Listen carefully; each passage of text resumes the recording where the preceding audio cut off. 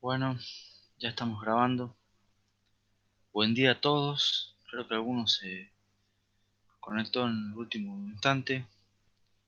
Juan, ¿quién más puede ser? Esteban. Y seguramente alguno más que se me está escapando, digamos. Arrancamos, como siempre, con el repaso de la clase pasada. ¿Qué vimos en la clase pasada? Vimos métricas para el sistema de entrada-salida. Vimos que la performance sigue siendo lo más importante, pero que no es la única métrica y hay muchas otras métricas que entran a tener una consideración importante, como por ejemplo escalabilidad, cuántos dispositivos más puedo agregar, tolerancia a fallos, confiabilidad, que tiene que ver con cada cuánto se me va a romper un dispositivo, y con disponibilidad, que tiene que ver con cuánto tiempo voy a mantener mi servicio, mi sistema funcionando de manera correcta. Muchas de estas métricas para una PC, para el sistema de ustedes les parecía bastante burda. Entonces vimos ejemplos con computadoras más grandes, o sea, granjas con servidores, granjas de servidores, supercomputadoras, y vemos que ahí estas métricas de entrada-salida toman una importancia mucho mayor. Siempre la performance la medimos en términos de productividad y de ancho de banda, que son los mismos dos parámetros que venimos viendo desde, desde que empezamos la materia prácticamente. Pasa que acá tienen más importancia, sobre todo la productividad. Vimos también que hay un compromiso entre ambas, relacionadas por el modelo de productor-consumidor, relacionadas también por teoría de colas, la que dice que en general nos conviene mantener que los dispositivos estén ocupados con una utilización entre el 70 y 80%, porque si tenemos una mayor utilización que esa, mejoramos productividad, pero disminuimos mucho la latencia, el tiempo de respuesta de los dispositivos. Y lo que les contaba al principio, hay distintas métricas importantes para entrada-salida que dependen mucho del tipo de computadora y dependen del uso que se les dé a la misma. Entonces, a la hora de definir cuál métrica es mejor, tenemos que ver primero qué es lo que estamos queriendo hacer y con qué parámetros, y en base a eso definimos cuál métrica de performance o qué otra métrica de performance, además de performance, puede resultarnos útiles. Luego empezamos a ver un dispositivo de entrada-salida como ejemplo y dijimos que íbamos a ver los discos magnéticos porque eran un complemento, digamos, de lo que es la jerarquía de memoria, para ser el último nivel más bajo de la jerarquía de memorias. Los discos, vimos un poco de la organización, la estructura interna, vimos que tienen varias superficies, cada superficie está dividida en pistas concéntricas, cada pista está a su vez dividida en sectores, que los sectores son de tamaño fijo usualmente. Vimos que el tiempo medio de acceso a memoria para un disco está compuesto básicamente por cuatro tiempos, que son el tiempo de SIC, que es el posicionamiento de la cabeza, el cabezal de lectura-escritura sobre la pista correcta. Vimos que es el tiempo de latencia rotacional, que es la espera desde que el cabezal de lectura-escritura se sitúa en la pista correcta hasta que el disco gira y el sector correcto se sitúa debajo del cabezal de lectura-escritura. Hay que esperar un tiempo. Después está el tiempo de transferencia, que es directamente una vez que ya estamos situados en la pista correcta y en el sector correcto, bueno, leer y transferir ese sector. Y después el controlador puede sumar algún retardo adicional A veces está, a veces no está, siempre hay que considerarlo por las dudas. Vimos que en general la latencia es difícil de mejorar, entonces se suele mejorar la productividad poniendo múltiples discos o haciendo múltiples accesos, pero que estos retardos en general, o sea, esta multiplicidad de accesos genera retardos porque hay que generar colas de espera que hay que considerarlas por el tema de la utilización que hemos visto antes. Entonces, acá la longitud promedio de la cola es el cociente entre la utilización y 1 menos la utilización, y de esa manera eso es un retardo que eventualmente se puede agregar a la fórmula de tiempo medio de acceso a memoria, en el caso de que hubiera. Lo importante que terminamos la clase pasada es ver que de todos los factores que influyen en el tiempo medio de acceso a memoria, los más grandes son el tiempo de posicionamiento y el tiempo de latencia, la espera por la latencia.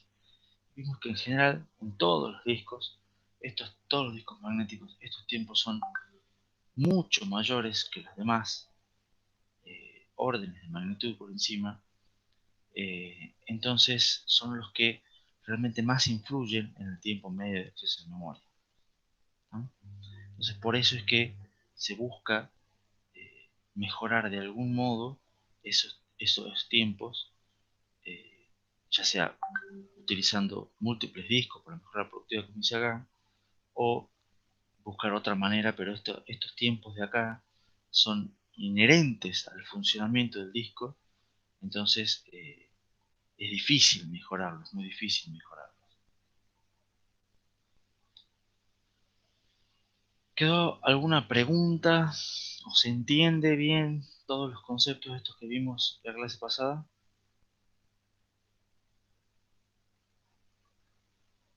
Veo que ya se sumaron más, lo cual está bueno. Igual no llegamos a la cantidad de gente que teníamos cuando hacía menos frío.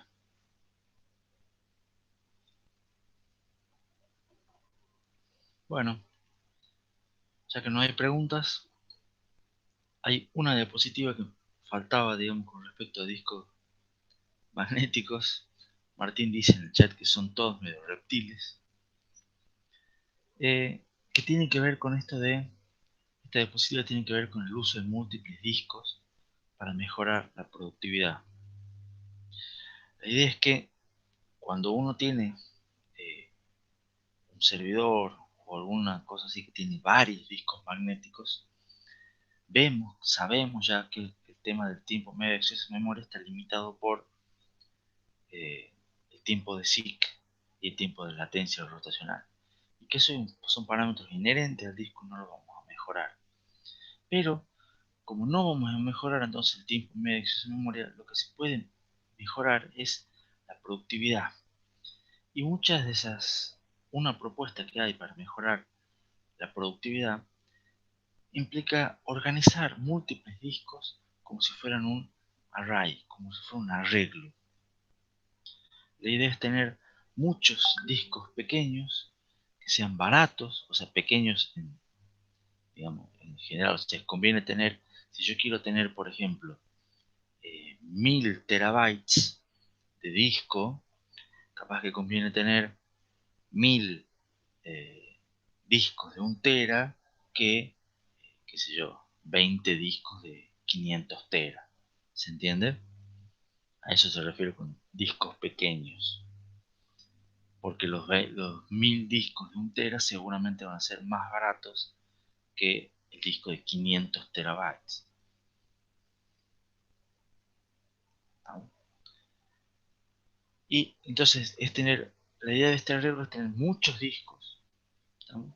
Y con los datos distribuidos entre ellos. O sea que eh, no haya un solo disco, o sea, los datos estén distribuidos todos uniformemente, de algún modo distribuidos entre todos los discos.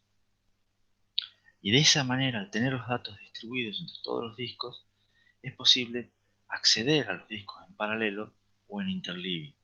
Entonces, de esa manera, uno puede hacer que,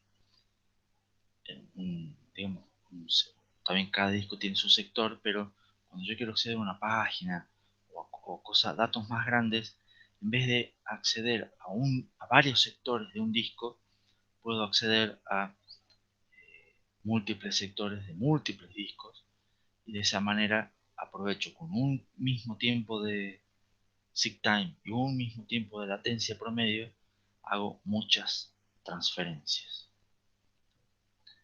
Ahora, está claro que al aumentar la cantidad de discos, o debería estar claro que al aumentar la cantidad de discos, baja la confiabilidad. ¿Por qué? Porque dijimos que hay más posibilidades de que se me rompa alguno.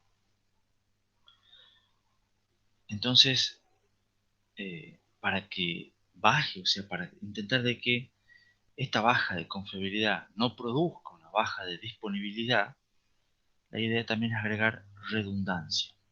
Entonces los datos no solamente están distribuidos entre los distintos discos, sino que además están duplicados de algún modo, ¿no? Entonces de esa manera, si me rompe un disco, yo igual puedo mantener el sistema funcionando, ya que los demás discos se encargan de algún modo, suplir los datos del disco faltante, ¿no? Si algún disco falla, como decía ahí, la información puede ser reconstruida. Y resulta que este dato, o sea, esta característica, digamos, de agregar la redundancia de los datos, hace que este arreglo de discos tipo RAID sea muy popular. Y capaz que algunos, creo que ya mencionaron en la clase pasada o la anterior, el tema de colocar varios discos en RAID, y suele ser muy popular. El término RAID, que no es lo mismo que RAID, que está de moda por el dengue, el RAID viene de las siglas de Redundant Array of Inexpensive Disk. Fíjense que es lo que les mencioné yo, es un arreglo de muchos discos baratos, porque es mejor tener los discos más, o sea, no hace falta tener discos extremadamente grandes, los más nuevos, y la idea es poner que sean redundantes para que si alguno falla, la información pueda ser reconstruida. Hay muchas configuraciones, hay varias, no son tampoco tantas, son 7 u 8 configuraciones posibles que van desde RAID 0, RAID 1, RAID 6, inclusive después de combinaciones de 0 más 1 o cosas así por el estilo, que son para distintos casos de uso. O sea, algunas priorizan más redundancia, o sea, priorizan más disponibilidad, otros priorizan más performance, etcétera, etcétera, según lo que se busque en el caso de uso. Y tengo entendido que en otras materias van a haber algunos detalles más de RAID. Esto también es un tema que es, eh, digamos, transversal a varias materias. Yo simplemente les quería contar el fundamento y el origen del RAID, que a la larga es una cuestión de arquitectura de computadoras porque busca mejorar productividad, eh, disponibilidad sin vernos afectados porque bajo la confiabilidad. Son todos temas relacionados con el sistema de entrada-salida. ¿Alguna pregunta sobre RAID? ¿Pregunta breve sobre RAID?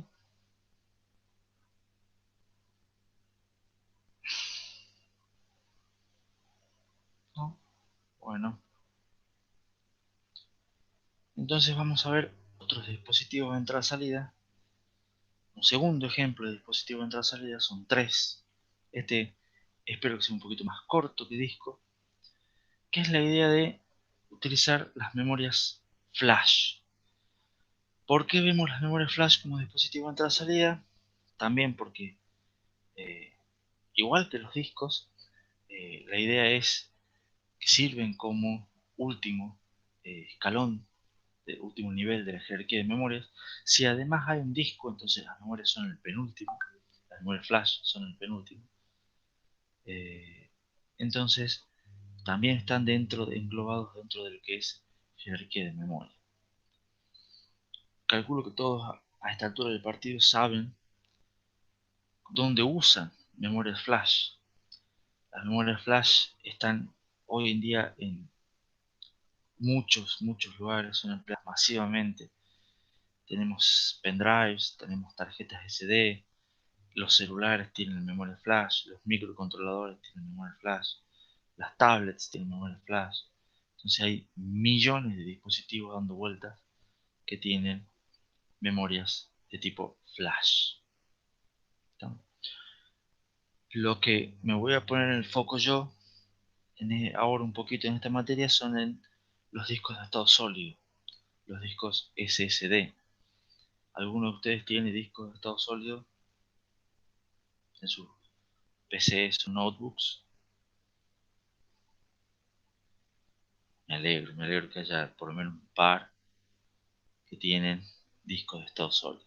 Son buenos, mejoran mucho la performance de los dispositivos, de las computadoras cuando ponen discos de estado sólido. ¿Por qué tenemos memorias flash en todos lados últimamente? Porque están impulsadas principalmente por las economías de escala. ¿Qué son economías de escala? Son baratas de hacer, o sea, no es que sean estrictamente baratas de hacer, sino que es fácil de hacer, entonces la idea es hacer muchas. Entonces se hacen muchos por esta masividad, hacemos muchas memorias flash y se hacen tantas y se venden tantas que eso lleva a que los precios bajen. Y como los precios bajen, entonces se venden más. Y con los precios, como se venden más, hacen que los precios bajen y continúen bajando. Entonces no es que sea estrictamente barato hacer una memoria flash, sino que las memorias flash son baratas porque se hacen de a millones o de a miles de millones, ¿no? Ese es el impulso fundamental que tiene la popularidad, digamos, de las memorias flash. Tecnológicamente estas no están organizadas en discos, no están organizadas en pistas ni sectores, o tienen algo parecido a los sectores, y la idea es que son celdas de memoria agrupadas en páginas, ¿no? O sea, así se les llama páginas. No son estrictamente las mismas que las páginas de memoria virtual. Se pueden tener algún tipo de vinculación, pero estas son cosas diferentes.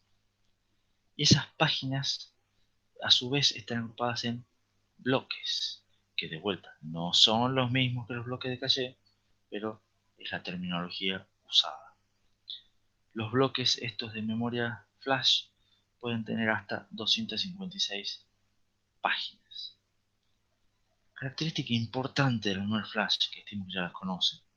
En general, la memoria flash no se escribe de a bytes. O sea, es una memoria que es direccionable de a byte, pero las escrituras no se realizan de a bytes, sino que se realizan de a páginas completas.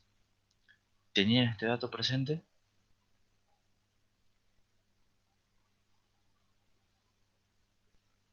Por las dudas.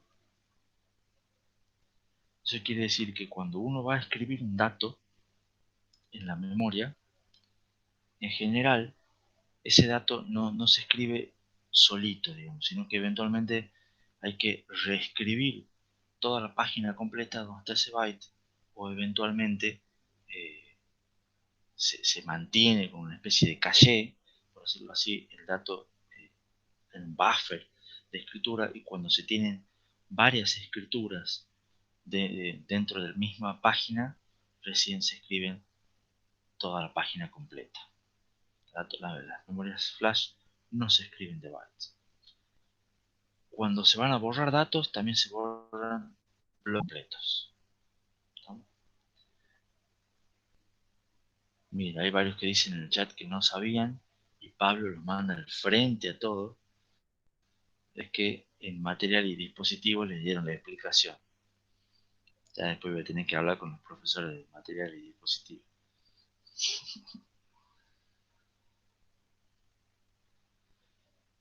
En general, fíjense que una escritura, o sea, el problema de las memorias flash son las escrituras básicamente, porque las lecturas sí pueden ser de bytes, pero las lecturas no, las escrituras no. Entonces, una escritura de una página demora aproximadamente 200 microsegundos. Y fíjense que de todos modos, estos 200 microsegundos, que son los procesos más lentos de la memoria flash, los comparemos con los milisegundos que podría demorar un disco, y fíjense que ya estamos órdenes de magnitud por debajo, ¿no? Este tema de que las escrituras no son de bytes y las escrituras son de páginas completas, me genera que los bloques, estos bloques de hasta 256 páginas, tienen una vida útil limitada. Esto tenía que ver con algo que puso en el chat también Juan Cheín, el hecho de que los discos y las memorias flash SSD, o sea, los discos SSD y las memorias flash, en general tienen una duración mucho más baja que los discos magnéticos. Dice Lucas en el chat, suelen venir como terabytes escritos.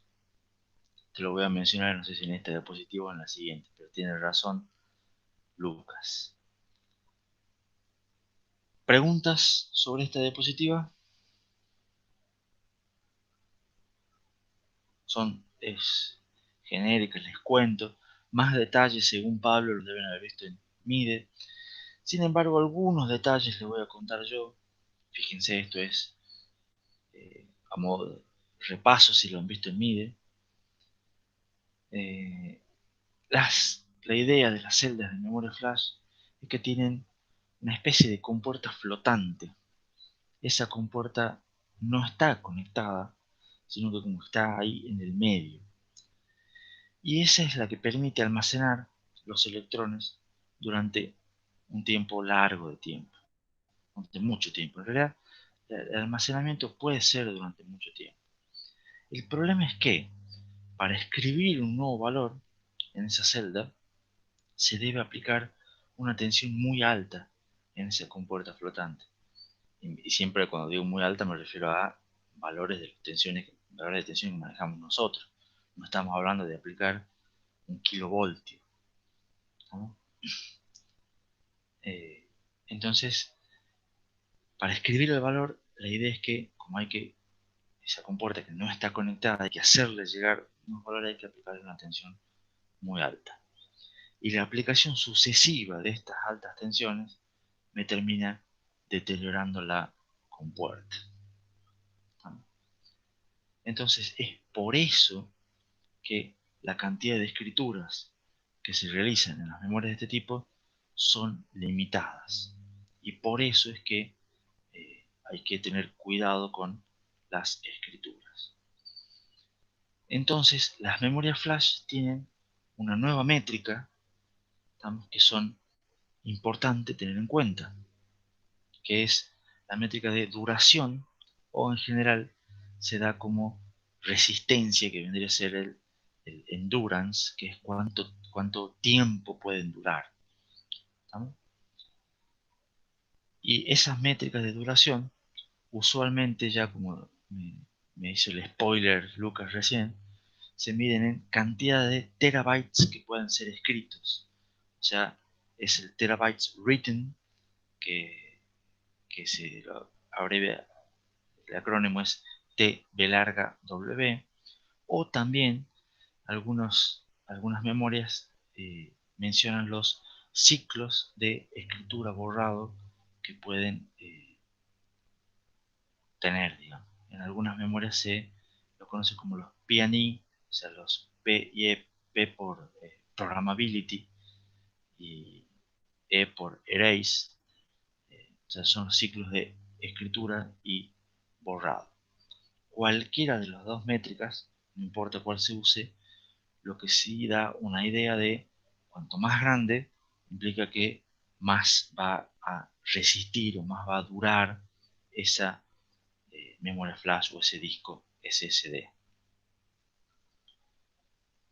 En el chat Juan dice que no se arrepiente de haber cambiado de SSD, seguro, siempre es una buena inversión en una computadora invertir en un disco SSD, y espero que si hayas comprendido bien cómo funciona la jerarquía de memoria, porque te ayuda a entender por qué es siempre una buena inversión invertir en disco SSD.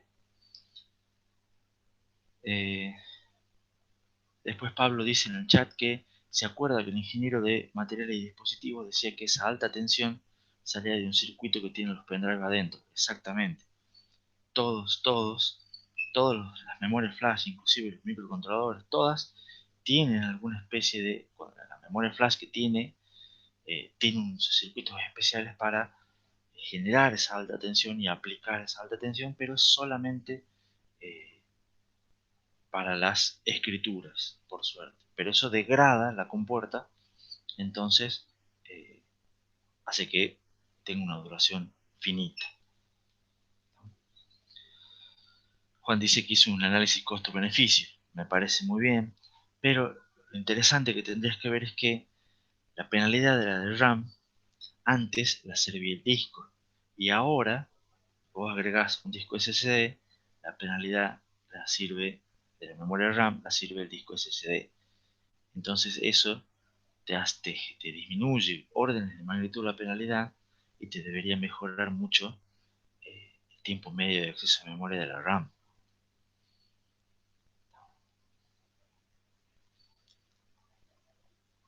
Lucas dice en el chat que lo que me quedó también de la jerarquía de memoria es entender la diferencia entre la cantidad de calle que tiene cada procesador y qué efecto tiene en la performance. Eso está ocupado. Bueno, me alegro que haya gustado el tema, Lucas.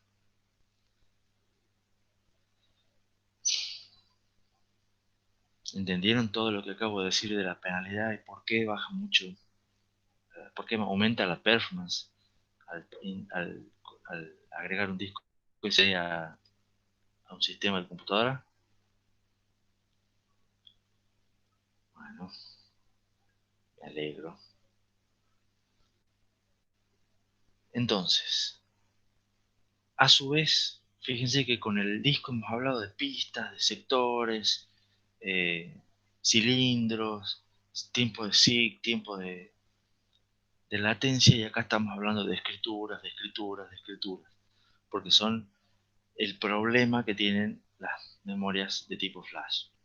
Entonces ahora yo tengo algunas consideraciones adicionales con las escrituras.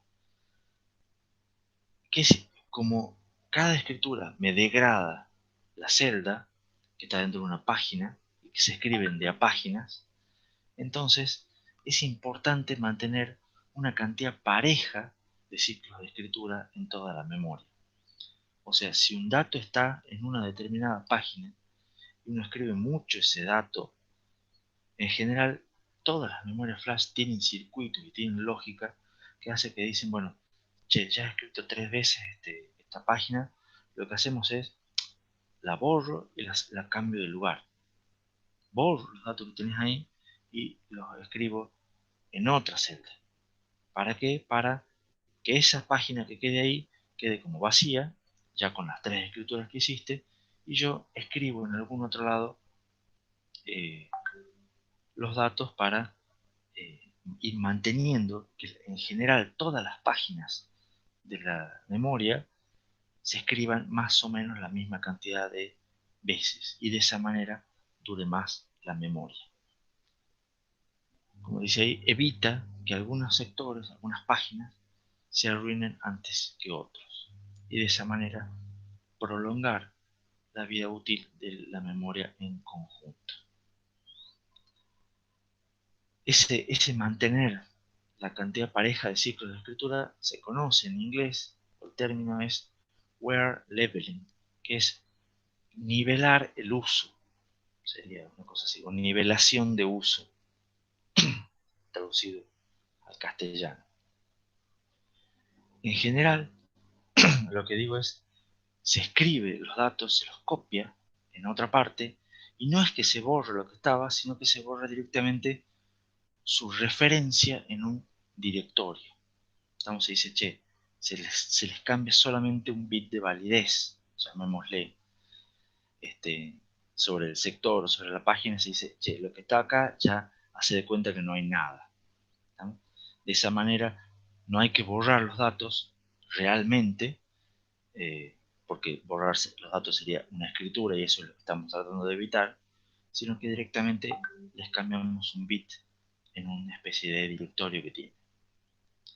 Y a su vez, eh, este directorio, digamos, este bit, permite recuperar de algún modo la información. Entonces, uy, no, se copió mal o algo, bueno, no importa. Volvamos atrás y recuperemos. Pero también representa una desventaja de seguridad. Borrar realmente los datos de una memoria flash o de un disco SSD implica hacer muchas escrituras con cero en los sectores de la flash. No es solamente apretar delete y ya se borró. No, no se borra nada.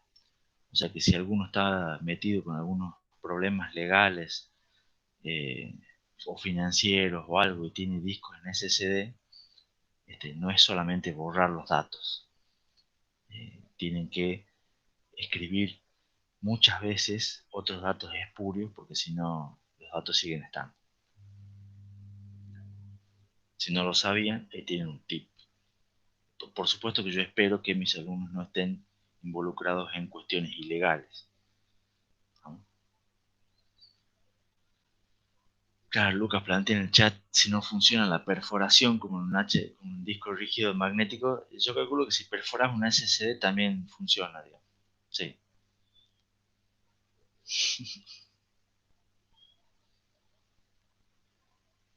Bueno, esto de solamente borrar, digamos, o sea, no borrar del todo, sino ir haciendo, marcar en un directorio.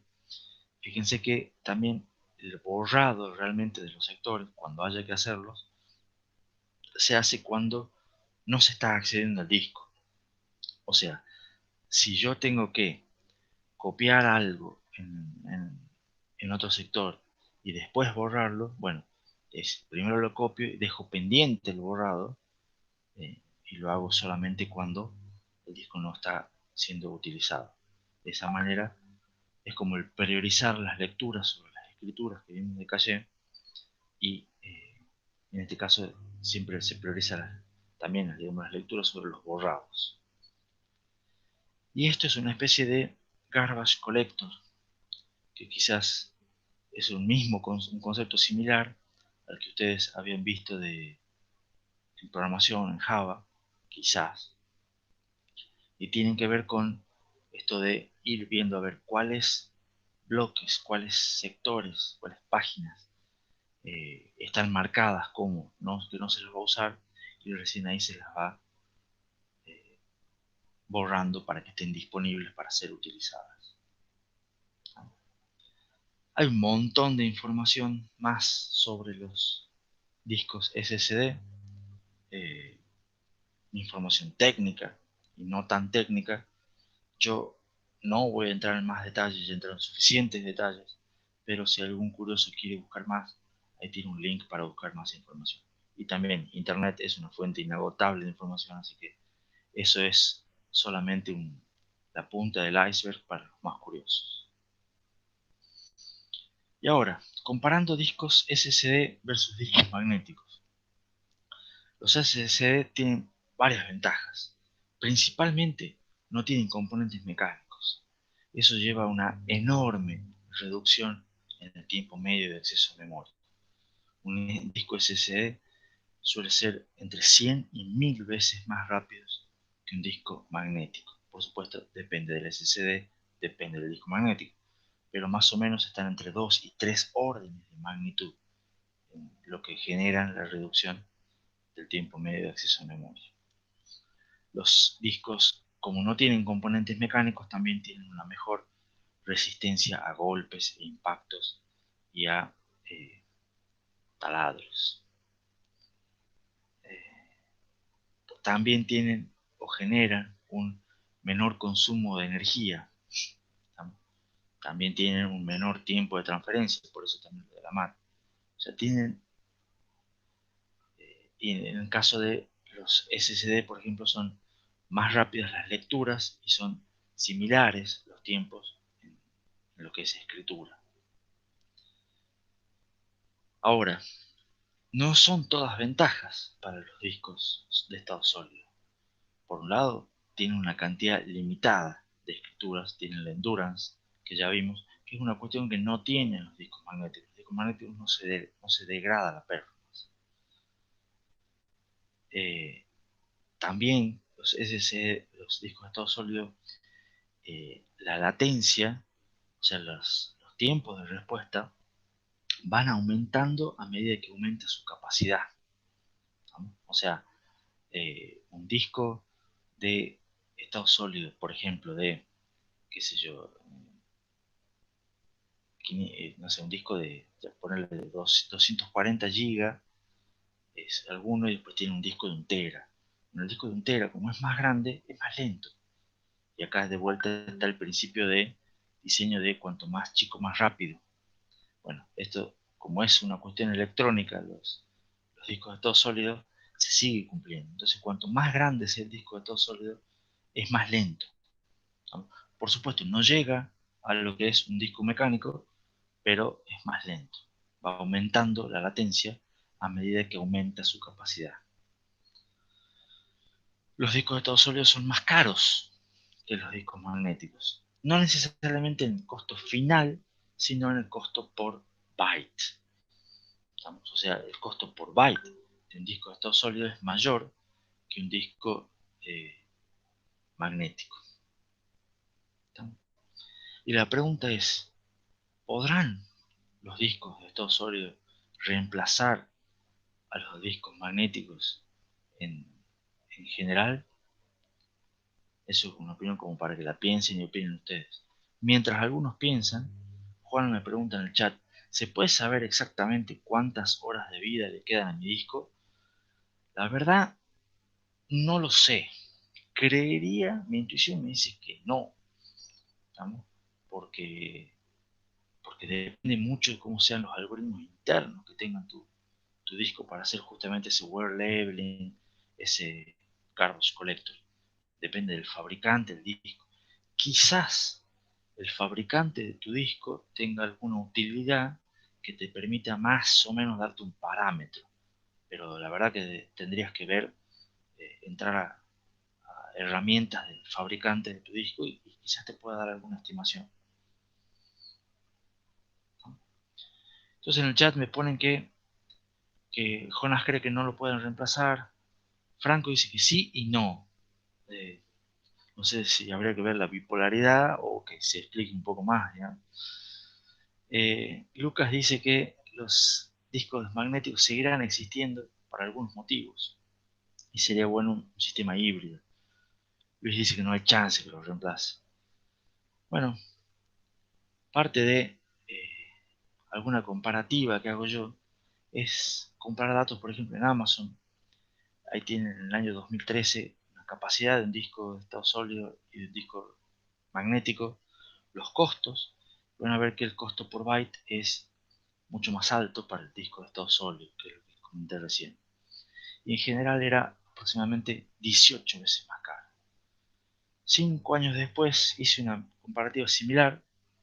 Fíjense que los tamaños de los discos aumentaron, los precios bajaron notoriamente para el SSD, se mantuvo para el disco magnético, pero fíjense que los costos por byte van bajando. Y lo interesante es que ahora el SSD es solamente 12 veces más caro.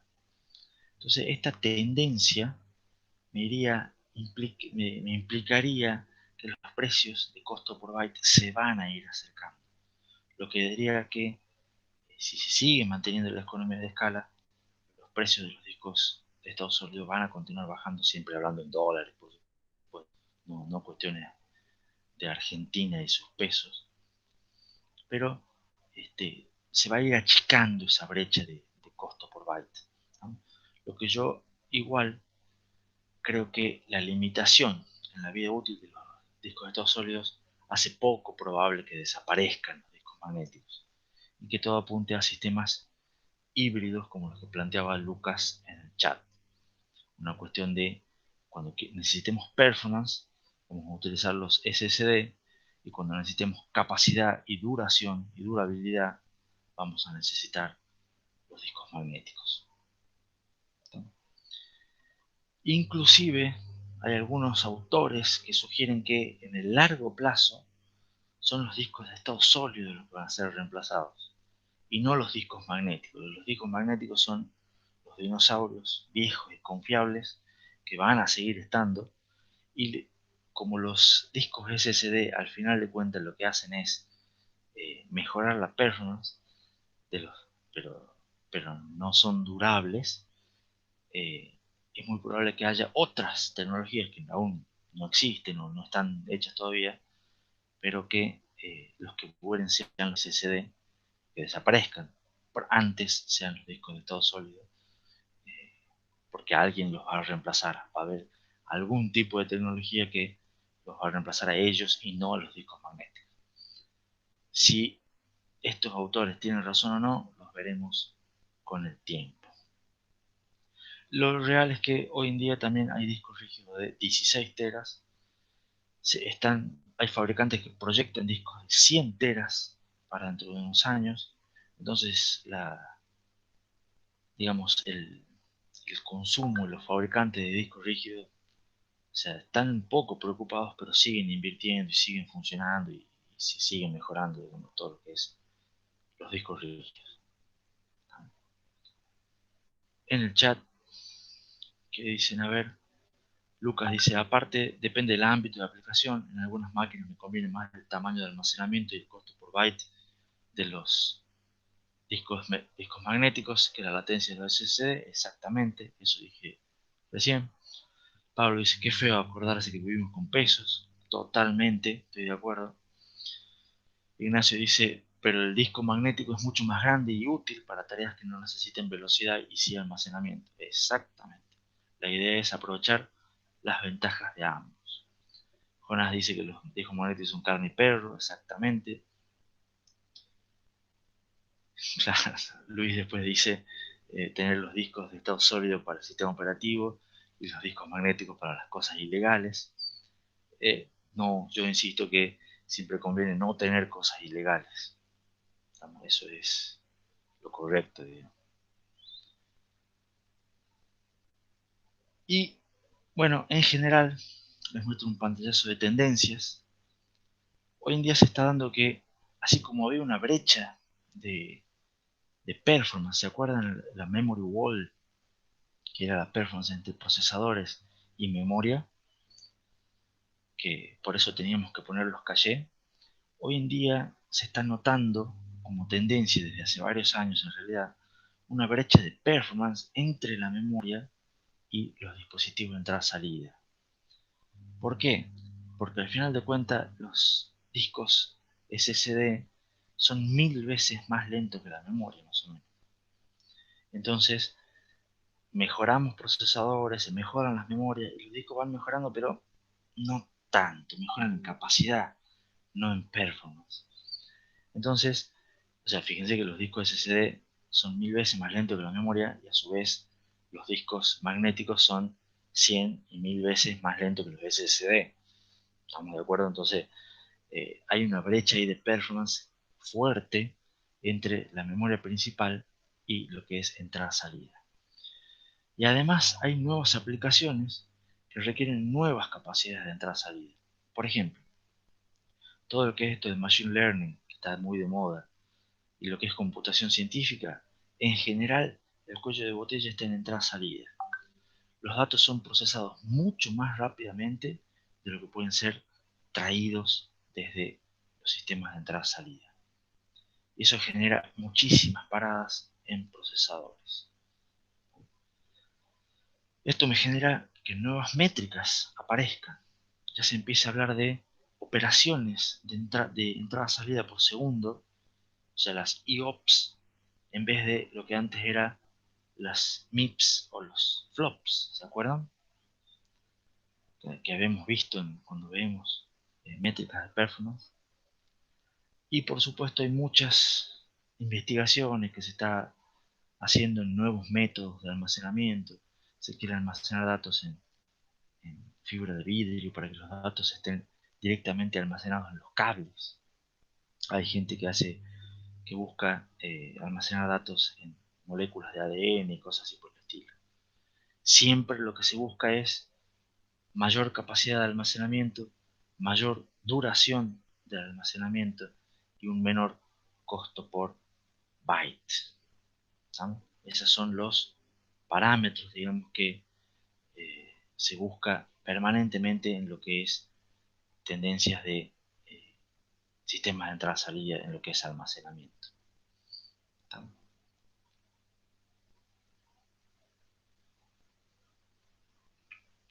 Y después tengo un ratito más para mostrarles unas nuevas tendencias y unos nuevos dispositivos que tienen que ver con esto que estábamos hablando, que son las memorias RAM no volátiles. ¿Escucharon hablar de estas memorias RAM ustedes, por las dudas? Ahí Jonás puso un comentario peculiar en el chat.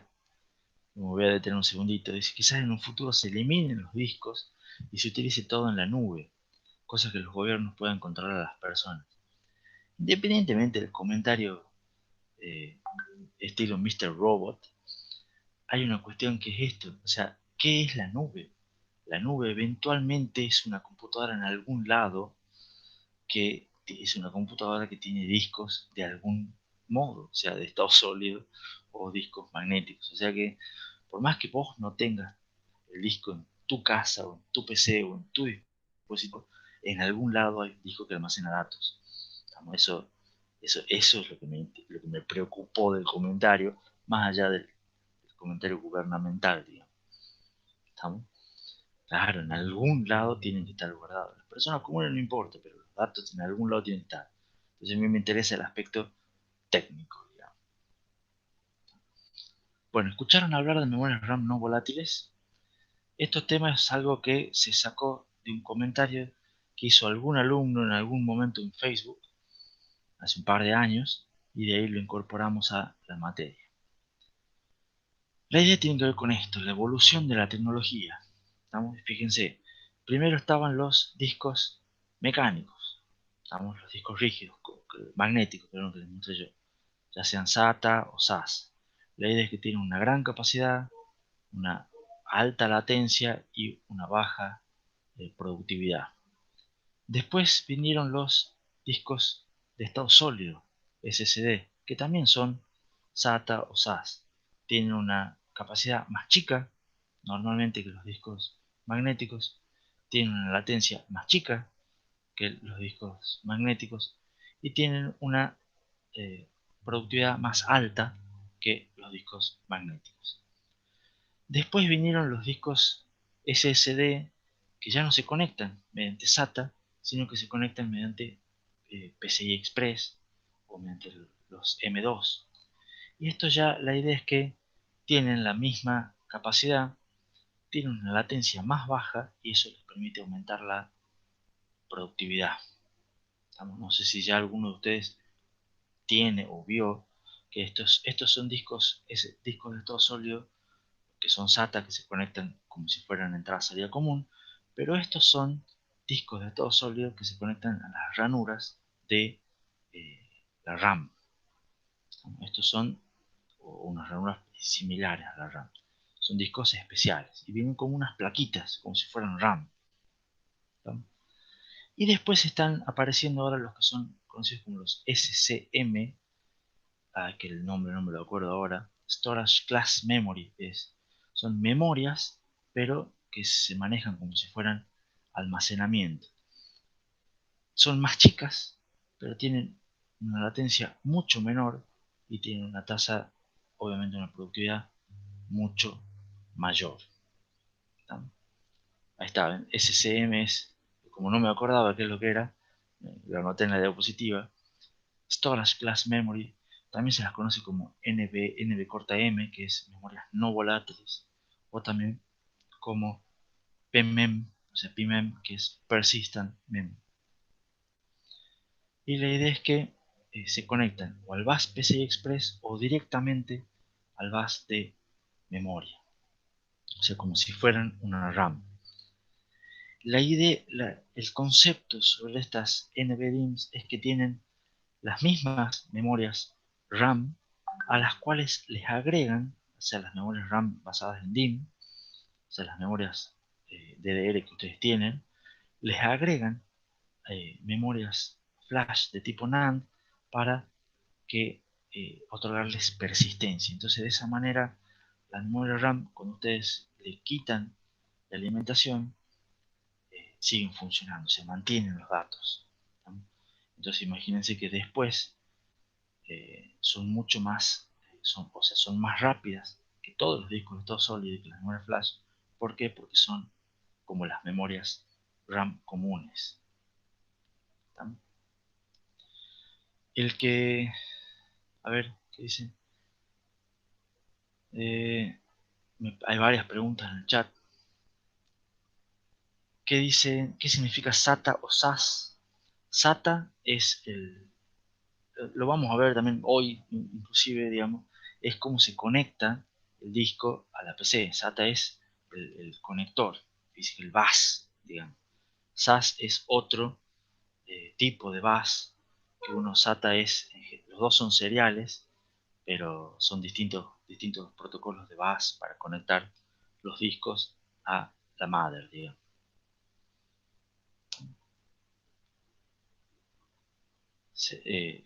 Te lo voy a ver en principio en la segunda mitad de la clase de hoy. Después Pablo dice hay SATA 1, 2, 3, exactamente SATA 3 es la más común hoy en día, pero son los bases, son los protocolos de conexión de los dispositivos de entrada-salida a la madre. Jisoo no es el apellido, tenemos una celebridad, bueno, sí, va a estar interesante la clase, espero que todas las clases sean interesantes, con esa es la idea. Pero dejando de lado lo que es SAS y SATA por el momento, Intel sacó el año pasado, 2019, unas memorias nuevas que se llaman memorias Intel Optane, que no sé si las escucharon hablar. Son memorias que, como les digo, surgieron hace pocos años, salieron las primeras versiones comerciales el año pasado. Están basadas en una nueva tecnología de memoria patentada por Intel y otras dos empresas más que no me acuerdo. Trabajaron juntas, digamos, para hacerlo. Y estas memorias Intel Optane tienen dos modos de funcionamiento. Por un lado, se las puede usar como memorias, o sea, como memorias comunes, como RAM comunes, y la idea es que expanden la capacidad de las RAM comunes. O sea, estamos hablando de que estas memorias RAM, ya creo que está más abajo, son memorias que, por ejemplo, vienen de 512 GB. Entonces ustedes, en vez de tener su memoria RAM, su banquito de memoria de 4 GB de RAM u 8 GB de RAM, o algunos que están peleando por si le ponen 16 GB de RAM, acá estamos hablando de partir de la base de 128 GB hasta 512 GB de RAM. ¿Estamos? Entonces, en este modo de funcionamiento, digamos, estas memorias Optane extienden la capacidad de las RAM comunes y usan las RAM comunes como si fueran un caché L4. O sea, pasa a ser la memoria principal que ustedes tenían, pasa a ser como si una especie de caché L4 de esta nueva memoria Intel Optane. ¿Estamos? Y de todas maneras, como los tiempos de acceso son similares, las penalidades van a ser mucho menores.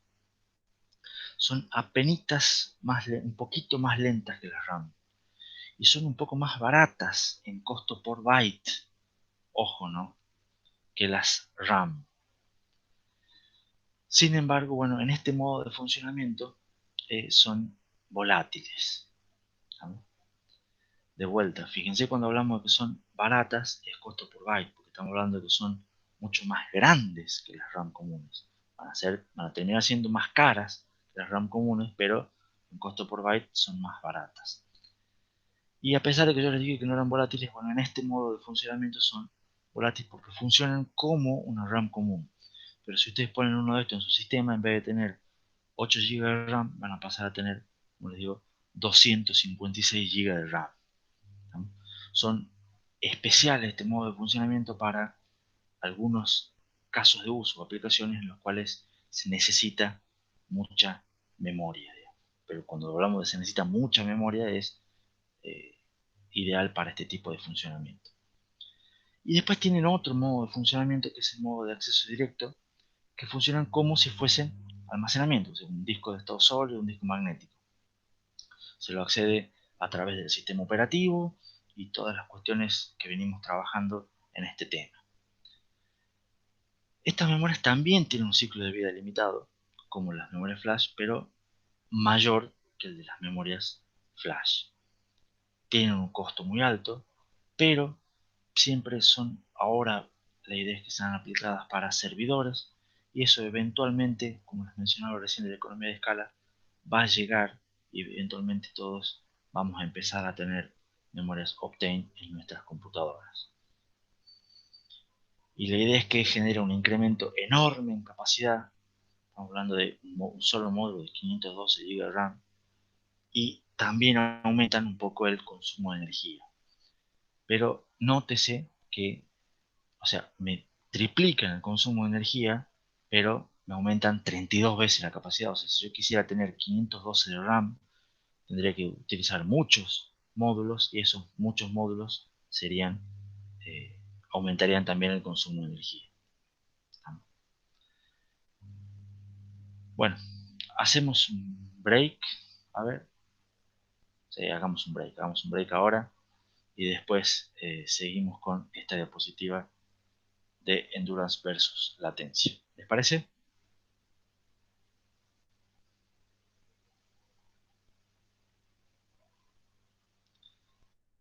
Lucas en el chat me plantea, deben ser carísimas. Bueno, fíjate que ya está en el mercado libre. A ver, vamos a hacer clic. A ver a cuánto está. Bueno, ustedes vayan preparándose el café mientras yo me fijo. Yo fíjense que ni sabía que vendían. Pero si son de 16 GB o de 4 GB, suena algo raro ahí, ¿no? Pero bueno, esas memorias no sé si son Optane, che. Pero bueno, habrá que ver y habrá que probarlas. Yo tenía entendido que las memorias Optane, las más chicas que vienen son de 128 GB. Ingeniero. ¿Sí? No, yo creo que no, pues también he visto notebooks. Hace poco un amigo se ha comprado una y tenía una Intel Optane de 16 GB interna, digamos. Bueno, O sea que me parece que en el mercado de PC o de notebooks están probando con menor cantidad de almacenamiento. bueno, puede ser, puede ser. Sí, sí, por eso no digo que estoy totalmente seguro, pero bueno, está bien, puede ser, puede ocurrir, digamos.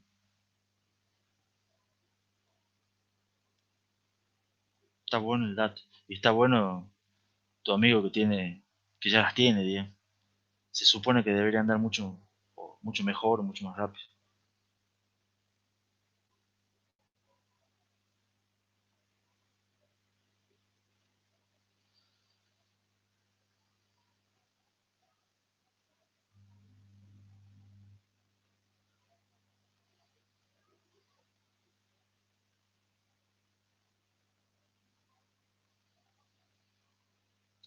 Sí, Lucas, me decís que tienes otra pregunta.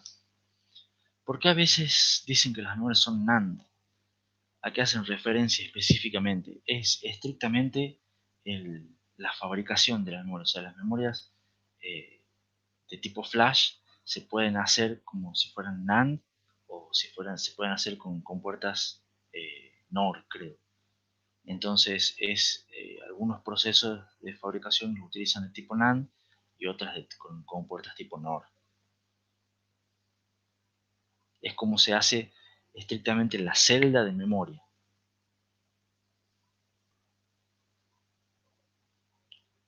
¿Qué ventaja trae una de la otra? Esa te la debo, digamos, eso ya es una cuestión bastante técnica que no me metí.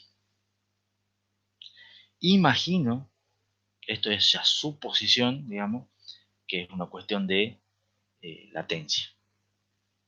Deben ser que las NAND serán un poquito más rápidas o, o algo, y por eso al final se van imponiendo, digamos.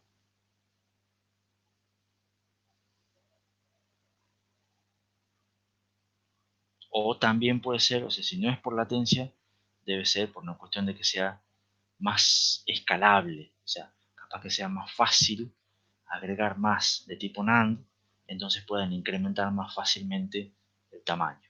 Es una de las dos, digamos, o sea, o es por performance o es por escalabilidad para aumentar el tamaño.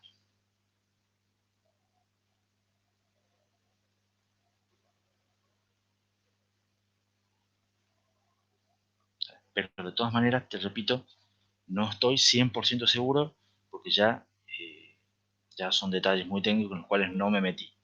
Eso es lo que me dice mi intuición.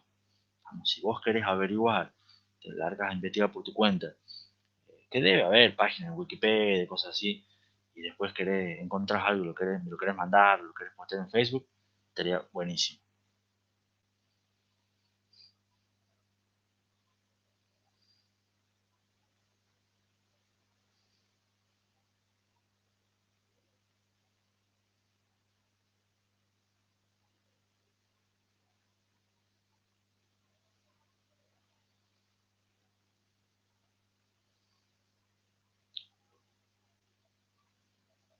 Por las dudas, yo igual asumo que estamos todos en recreo. De hecho, yo lo que tengo que hacer ahora es volver a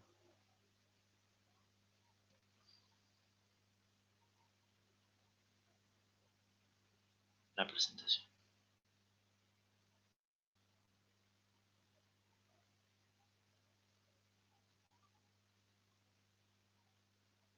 Sí, Lucas dice en el chat que ya encontró un artículo. Sí, debe haber información de por qué se usan más las unas. Es más, quizás también podrías entrar por el link que les sugerí yo en la diapositiva. Capaz que también te dice por qué muchas suelen ser NAND y no NOR. Si lo dice no me acuerdo, pero cuando le presté mucha atención a esa parte. Si no, capaz que no decide.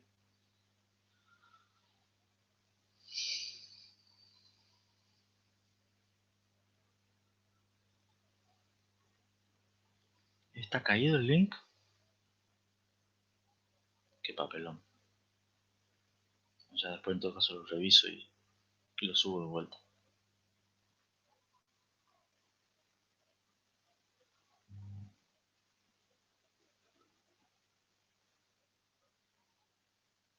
Ahí está mal copiado. Puede ser también.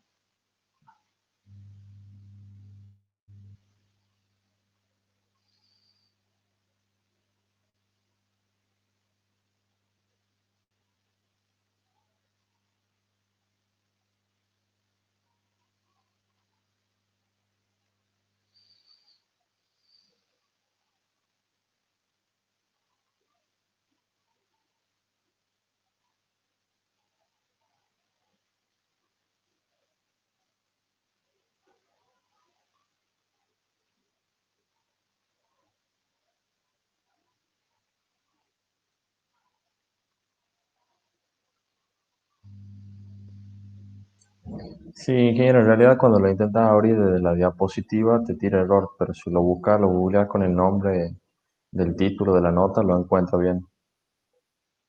Ah, bueno. Lo importante es que si quieren, curoseen y lo vean, digamos. Si no, no importa.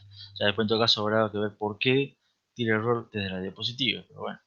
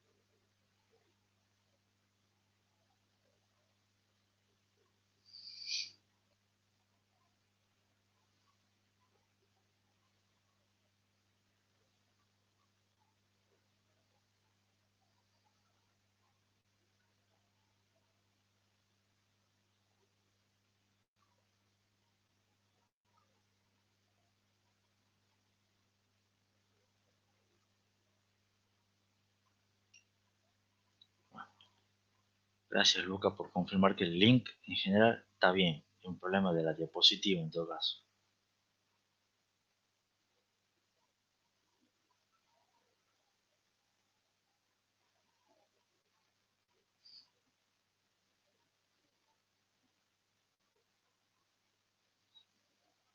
Bueno, estamos como para arrancar, para continuar con la clase.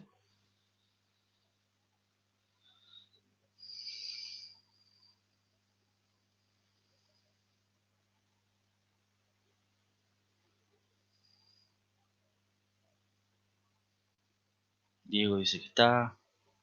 Juan pone su guioncito característico.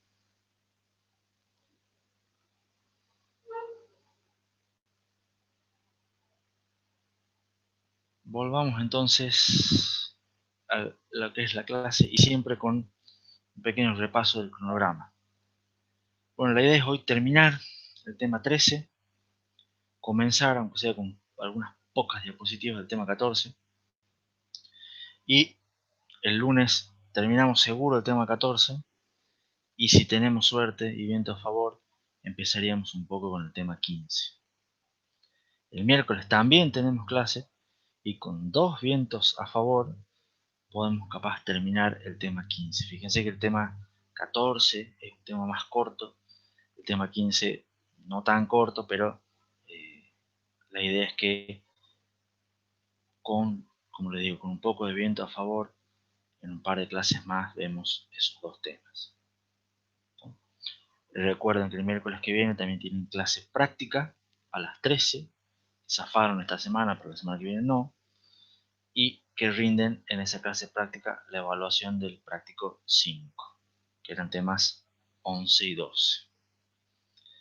Y ese día, si terminamos con el tema 15, se publicaría el práctico 6, que son temas 13, 14 y 15. Todos estos temas que estamos viendo ahora van todos al mismo práctico.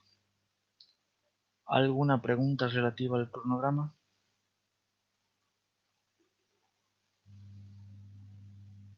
Bueno, entonces había quedado pendiente al hablar de las memorias Optane. La idea es que esto es un gráfico que les muestra lo que es la endurance, o sea, la duración, la resistencia de las memorias, y acá está graficado en el eje de las X la latencia, o sea, el tiempo de respuesta de las memorias. Y acá se puede ver cómo ustedes tienen lo que es almacenamiento, tienen todos los discos de estado sólido, que más o menos están, fíjense, en este globito, digamos, que viene a ser desde los más rápidos, los más lentos, más o menos están en este orden, y la duración que tienen es más o menos en este rango, o sea, la durabilidad, si lo quieren ver así, de los discos de estado sólido. Y la idea es comparar lo que es las memorias, lo que es la memoria caché, están más o menos ubicadas en este rango, con una latencia, fíjense que es 1, 2, 3, 4 o 5 órdenes de magnitud más chica que los discos de estado sólido, y la de RAM también, de vuelta, la latencia está órdenes de magnitud más chica, y esta lo que es la durabilidad, que se supone que estas tienen una duración limitada, y estas estamos hablando de, fíjense cómo va acá cambiando de a 3 en ciclos de escritura, y estas las ponen acá por el hecho de decir que prácticamente son infinitas. ¿Estamos? Entonces la idea es que en este gráfico, si trazamos una línea, digamos, entre las de RAM y los discos de estado sólido, ven así que esta es la brecha que yo les mencionaba recién de performance y de durabilidad que tiene la memoria principal con respecto a entrada-salida.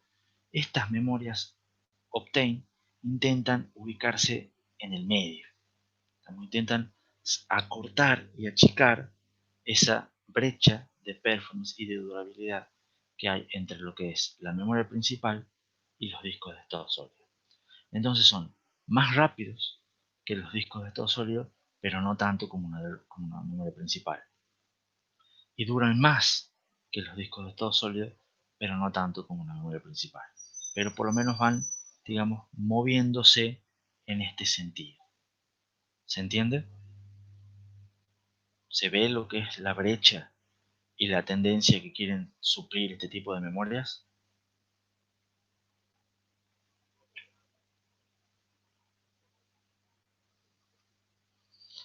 Acá tienen otro gráfico que me parece muy interesante. Este gráfico muestra, es difícil de entender, así que díganme si no lo entienden por las dudas. Muestra lo que es en el eje de las Y, digamos en el eje vertical, la mejora relativa de ancho de banda. Y muestra en el eje de las X, horizontal, la mejora relativa en latencias. ¿Están? Y está trazada la línea blanca, que es la línea lineal, que es de cuando, digamos, el eje Y igual a X, o sea, de cuando las mejoras son iguales. ¿Estamos? Entonces, y de vuelta, estas son mejoras relativas. ¿Qué es lo que se va graficando en este dibujo? Los avances en cada generación o en cada avance tecnológico de distintos dispositivos, ya sea procesadores, memorias, discos rígidos, redes. Esos son los que están graficados acá, ¿no? Entonces, por ejemplo, agarremos los procesadores, que es el dibujito naranja. El procesador en general, fíjense que lo que va aumentando en distintas generaciones, distinto avance, es una mejora eh, de ambas, digamos, de ancho de banda, mejoró 1000 veces la productividad relativa, pero mejoró más o menos 100 veces la latencia, lo que es un microprocesador. ¿Se entiende entonces un poco este gráfico?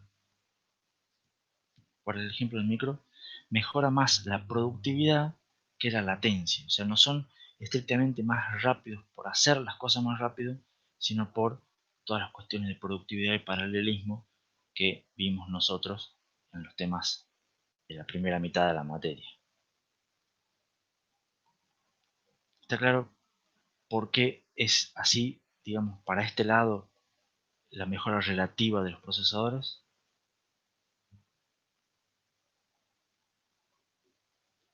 Bueno, fíjense que con las memorias, que es la gráfica verde este que está acá, sucede más o menos lo mismo. La latencia no va mejorando mucho. Si ustedes recuerdan las tablas que les mostré yo de latencia de cuando vimos memorias en los temas 11 y 12, la latencia va mejorando pero no mucho. Lo que mejora, lo que suele mejorar es la productividad de DDR2, de DDR3, de DDR4. Son métricas de productividad. Entonces ven que la productividad de las memorias mejora más que las latencias. Con redes, el grafiquito celeste pasa lo mismo. Tienden a mejorar productividad mucho más que latencia. Con discos también pasa lo mismo. Tienden a mejorar productividad más que latencia. ¿Está? Y el tema es que, fíjense que de vuelta, acá pasa que los discos SSD, en vez de seguir mejorando acá, están en este gráfico. ¿Ven? Los discos SSD comparado con los discos magnéticos tienen un avance que es en este sentido. O sea, los discos SSD me mejoran la latencia. ¿También? Y los distintos discos SSD entre sí ya no mejoran latencia, sino que eventualmente van mejorando productividad. ¿Estamos? Y después, de vuelta, las memorias Optane tienen otro salto de este sentido y mejoran latencia. ¿Estamos? Entonces, ¿qué es lo que se ve acá? Esta gráfica me muestra dos cosas, por ejemplo, para mí. Primero que en general para todas las tecnologías, para todos los dispositivos, es mucho más fácil mejorar la productividad que la latencia. Muchas de las técnicas que vimos nosotros en la arquitectura de computadoras son todas tendientes a mejorar productividad que latencia. Por eso todas las gráficas están de este triángulo de arriba, digamos, que no en el triángulo de abajo. ¿Se entiende esa primera conclusión?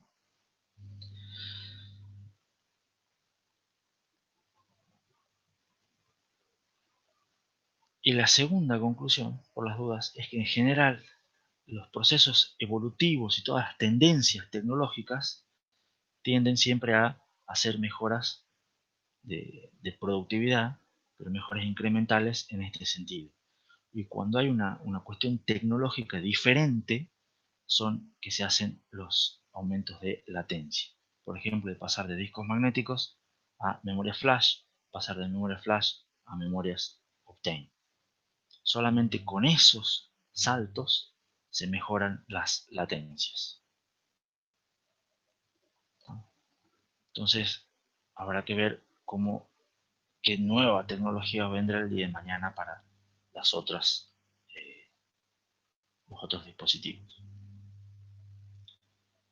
Está más o menos, se entiende la idea de esta diapositiva de mejoras relativas de ancho de banda y de latencia.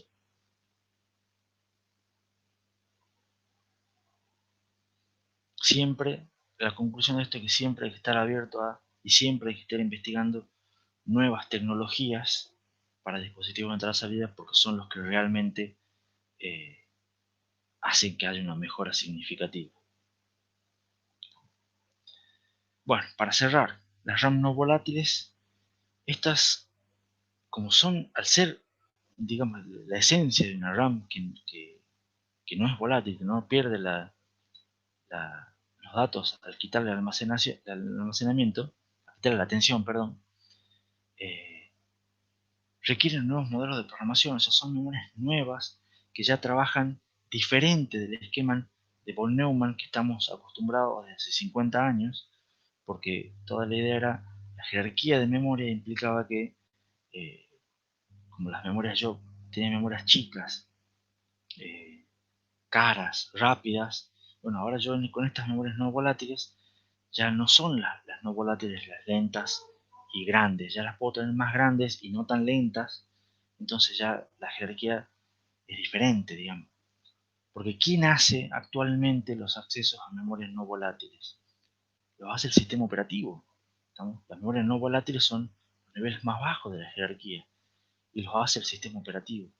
Entonces, si ya ahora yo puedo tener acceso a memoria no volátil en RAM, ya el sistema operativo tiene que funcionar de manera diferente. Los programas tienen que funcionar de manera diferente. Son nuevos modelos de programación. Toda la jerarquía de memorias que vimos nosotros es, en general, volátil. Y estas memorias RAM no volátiles generan casos de uso que todavía se los está pensando, todavía se los está imaginando. A ver cómo hacemos para aprovechar que tenemos una RAM tan grande, no volátil. Y la separación entre memoria y entrada-salida se está tornando difusa. Puede haber nuevos cuellos de botella. Puede ser que el cuello de botella ahora sea el sistema operativo, sean los protocolos de comunicación. Y para que esto ande bien, por supuesto, se requiere todo un nuevo ecosistema de hardware, software, estándares, plataformas. Está todo recién, como les digo, las memorias son del 2019, así que son todas cosas nuevas que están apareciendo. Y estas memorias representan el mayor avance tecnológico en memorias desde hace 50 años. Si realmente son excelentes y fantásticas, nos vamos a dar cuenta dentro de varios años. Por ahora está todavía en función, está en experimento, digamos, se están vendiendo, pero estamos viendo realmente qué es lo que hay que hacer para poder aprovecharlas al máximo. Todavía son muy nuevitas. Entonces, para terminar con tema 13, ¿quién se encarga de manejar todo el subsistema de entrada-salida? Es el sistema operativo, que para poder hacerlo utiliza entrada-salida mapeada en memoria, utiliza el manejo de interrupciones y requiere la ayuda de un DMA. ¿Se acuerdan? Con eso empezamos todo lo que es el tema 13. Después vimos que un sistema de entrada-salida está compuesto por múltiples dispositivos muy diferentes entre sí y que aunque siempre prima la performance, también son importantes otros conceptos como escalabilidad, tolerancia a fallos, confiabilidad y disponibilidad. La performance la medimos tanto como tiempo de respuesta como ancho de banda, o sea, productividad y latencia, y que hay un compromiso entre ambas, y que no conviene tener los dispositivos de entrada-salida trabajando al 100% de su productividad, porque aumenta mucho la latencia. En general vimos que las métricas adecuadas dependen del tipo de computadora y de su uso. Después vimos ejemplos de dispositivos, vimos discos magnéticos, cuyo tiempo medio de acceso a memoria tiene tres componentes principales: el seek time, la latencia y el tiempo de transferencia. Y lo importante es que la transferencia es muchísimo menor que los otros dos. El problema de los discos magnéticos son lentos es porque son mecánicos. Se suelen utilizar múltiples discos para mejorar productividad, un arreglo de tipo RAID, pero generan retardos por colas. Después vimos también los otros dispositivos que son los discos SSD basados en memoria flash, mejor performance, pero más caros. Tienen limitaciones en la escritura, tienen limitaciones en la vida útil. Y finalmente les mostré un pantallazo de que son memorias RAM no volátiles, que son de reciente aparición, tienen muchas promesas, pero hay que ver si después cumplen con las expectativas. Con eso finalizo lo que es el tema 13. ¿Alguna pregunta con respecto a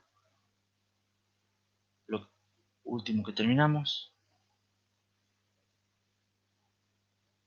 Lo último, más que nada, era una cuestión de repaso y el resumen final.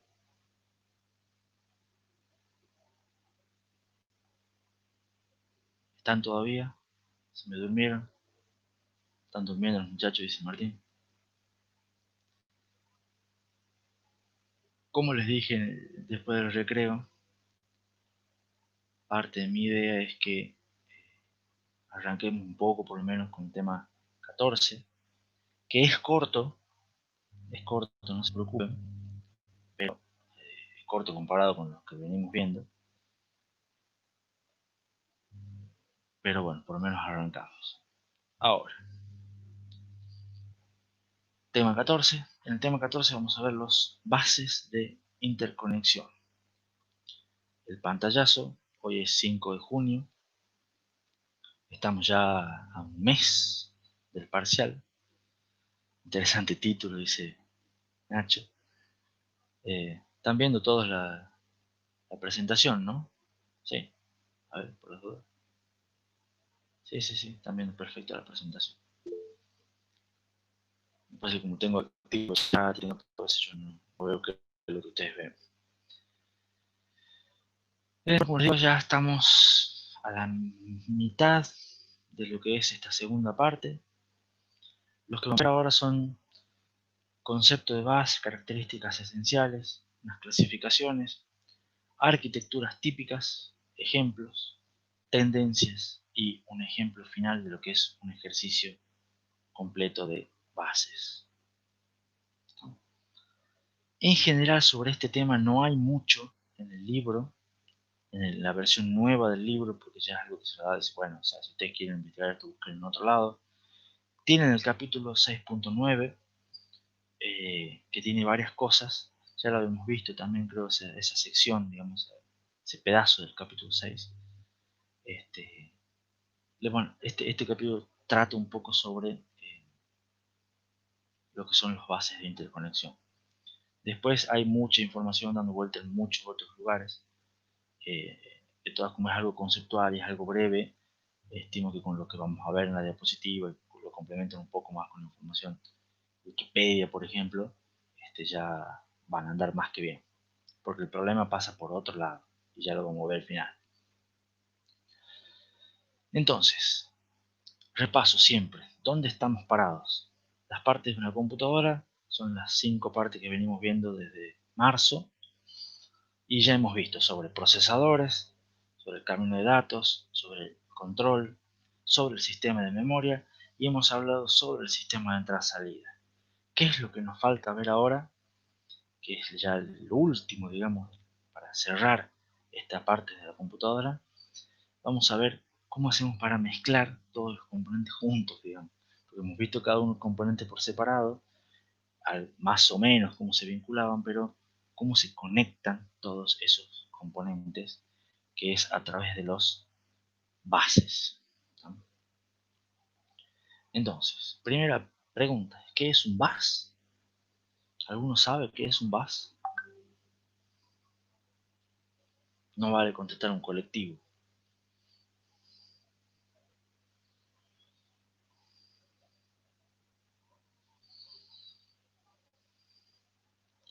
Un camino de datos, dice Lucas. No, no necesariamente. Un bus es un conjunto de cables, así dicho en criollo, que se usa para conectar múltiples sistemas, muchos cablecitos, como dice Martín. Debe referirse a una frase en inglés. No, no, bus, de la idea, digamos, el nombre viene de colectivo, viene de lo que es un ómnibus, donde van muchos juntos por el mismo lado, digamos. Entonces por eso se llama bus. Es una herramienta en general que es sistemática en la arquitectura de computadoras para armar sistemas complejos. No, no era un colectivo. Martín dice en el chat que sí era un colectivo. No, no era un colectivo. Es un conjunto, para nosotros es una herramienta, es un conjunto de cables. Ahora, ¿cómo hago para definir un bus? Un bus tiene muchas capas. Es un bus porque es un medio de comunicación. Entonces, como todo medio de comunicación va a tener un protocolo para transacciones. Ustedes han visto algo de protocolos de transacciones en la materia de fundamentos de redes. Deberían haber visto. Un bus también define especificaciones de señales y de timing, de tiempo. O sea, tiene que tener tantos volts, las señales tienen que tener un delay máximo a tanto, etcétera, etcétera. Es más, algunos seguramente están viendo fundamentos de telecomunicaciones y algo deben estar viendo de todas estas cosas que estoy mencionando. También, bueno, está definido por otra capa que es justamente el pack de cables físicos realmente que sirven para conectar. Un bus tiene especificaciones eléctricas, tiene características físicas y mecánicas, o sea que son como son los conectores. Entonces, con toda esta definición de bus que yo les acabo de mencionar, ¿alguno se le ocurre ejemplos de bases?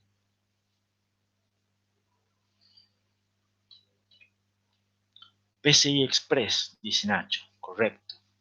SAS, dice Martín, que está muy bien, estuvo atento a la primera mitad, es un bus. Lucas dice USB, correcto, también es un bus USB. Ethernet es un bus.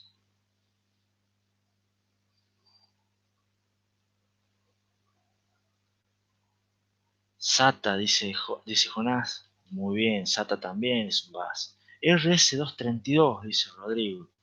Sí, RS232 también es un bus. Me gusta porque eso es un bus más viejo, que ya hoy en día ya casi no se lo usa, no se lo conoce, pero sí es un bus.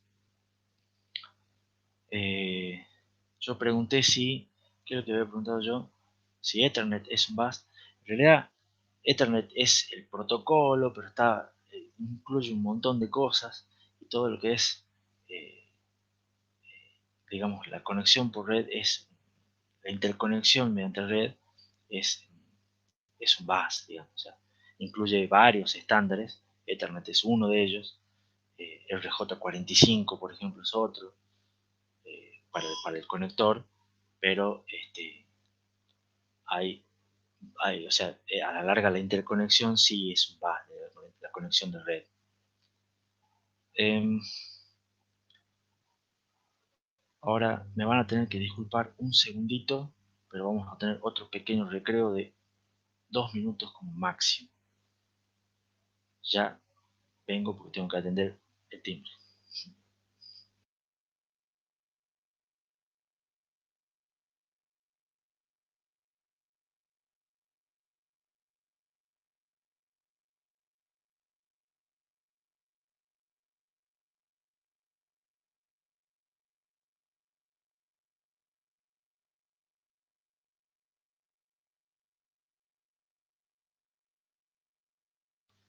Ya estoy de vuelta, Disculpen. Sí, fue una interrupción. El procesador estuvo con una interrupción. Sí, no fue una pizza, ni un repartidor, ni Mercado Libre, ni pedido ya, ni nada. Después, cuando hagamos la hamburguesada, les cuento qué era. Así les dejo la intriga. En realidad, bueno, estaba diciendo que Ethernet es el protocolo, pero todo lo que es la conexión de red a la larga es un bus. Ustedes lo conectan por un cable, tiene especificaciones, tienen especificaciones eléctricas, tiene conectores, etcétera. Entonces, todas esas son ejemplos de bases. HDMI también es un bus. Todo lo que sean conectores con cables y con especificaciones son todos bases. No me llegó un SSC, me hubiera encantado, pero bueno. Entonces, ¿está más o menos claro el concepto del bus? Todo aquella conjunto de cables y que sirva para conectar cosas. También que no sea solamente un cablecito que transfiere señales eléctricas, sino que además tenga protocolo, un conector especial, etcétera, etcétera, etcétera. ¿No? Bueno, ahora, ¿qué características son esenciales en los buses? Los buses en general, o los buses que perduran, son basados en protocolos estándar. ¿No? Eso, el que sea basado en un protocolo y que ese protocolo sea estándar, lo que asegura es compatibilidad. ¿Por qué? Porque ya dijimos que en el tema anterior, dispositivos de entrada-salida hay en todos tipos, digamos, hay múltiples. Y que además de que tienen múltiples características, todas diferentes, son fabricados por fabricantes diferentes. Entonces, ¿cómo hacemos para asegurar que todos los dispositivos diferentes funcionen sin inconvenientes? La manera de asegurar eso es, bueno, macho, vos te tenés que ajustar a este protocolo que es estándar y todos nos ajustamos al mismo protocolo. Entonces, si todos seguimos el mismo protocolo, todos los dispositivos van a ser compatibles y que es lo que se busca, digamos. O sea, que cualquier pendrive USB 3 pueda funcionar en cualquier computadora que reciba USB 3. ¿Se entiende? Ahí Martín dice en el chat que también lo han visto en transmisión de datos. Bueno, sí, transmisión de datos, fundamentos de telecomunicaciones, fundamentos de redes, son todas materias que me deberían ayudar y complementar este tema.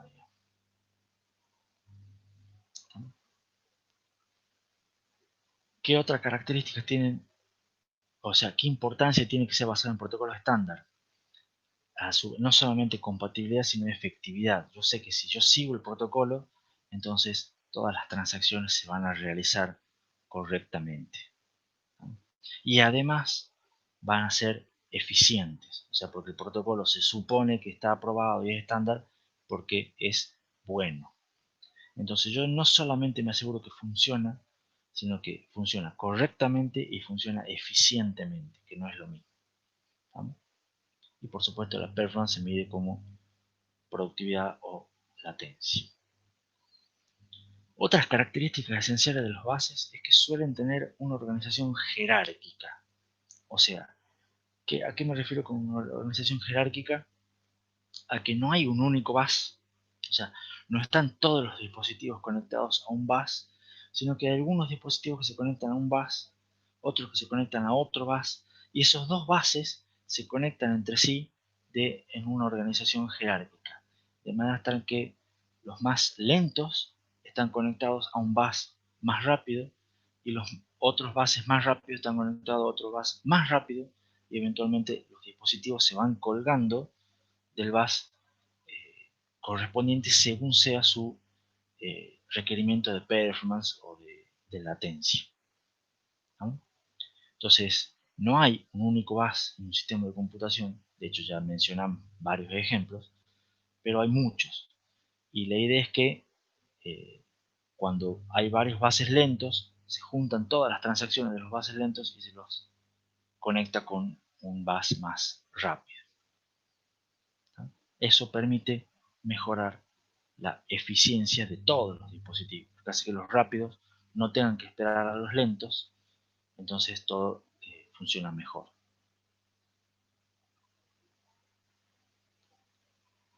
Entonces, como decía, los bases más rápidos para dispositivos más rápidos, y la analogía de esta organización jerárquica es justamente también basada, que es una analogía similar al concepto de bases, que tiene que ver con los autos, en las rutas, ¿no? Para el tránsito de autos hay tránsito por calles, después están las avenidas, que se supone que son un poco más rápidas que las calles, están las rutas, que son más rápidas que las avenidas, y están las autopistas, que son más rápidas que las rutas. Tienen distintas latencias, distintos anchos de banda cada una, distintos protocolos, porque las normas son diferentes. Entonces, más o menos esa vendría a ser la organización jerárquica. Y en general una calle no se conecta tan fácil con una autopista, sino que una calle hay una serie, una manera especial de conectar una calle con una autopista, o no es lo mismo un cruce de calle con una avenida que una calle con otra calle, etcétera, etcétera.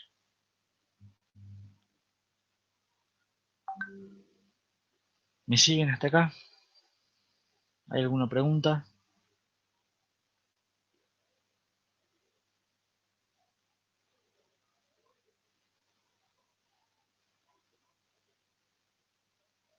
Bueno, entonces, ¿cómo se pueden clasificar estos bases? Hay un montón de clasificaciones posibles y no voy a entrar en detalle en todas, pero les voy a ir mencionando varias. Hay algunas que, una clasificación que implica, dice que se pueden dividir según su cantidad de cables, básicamente. Y estos se denominan bases paralelos o bases seriales. Un bus serial en general tiene pocos cables, hace una transmisión en serie, maneja uno, dos o poquitos cables, digamos, para hacer la transmisión. Y en general un bus paralelo hace una transmisión maneja un dato dividido en muchos cables a la vez. Entonces, bajo ciertas consideraciones, un bus paralelo es más rápido que un bus serial, porque tiene más líneas, entonces puede transferir más datos al mismo tiempo.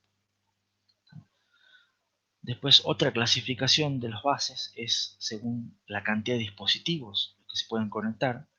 Entonces, en algunos buses se pueden conectar múltiples dispositivos, y otros buses en general manejan conexiones punto a punto, en los cuales un dispositivo se conecta con otro dispositivo únicamente.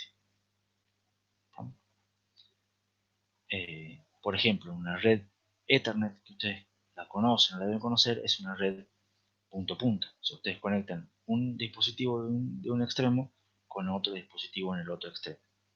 Que en el otro extremo tengan un switch o alguna otra cosa, no sé, y que de ahí manejen a varios dispositivos, ya es otra historia. Pero se conecta uno con uno. No pueden conectar muchas cosas con el mismo cable Ethernet. El cable Ethernet tiene dos puntas nada más. ¿Se entiende?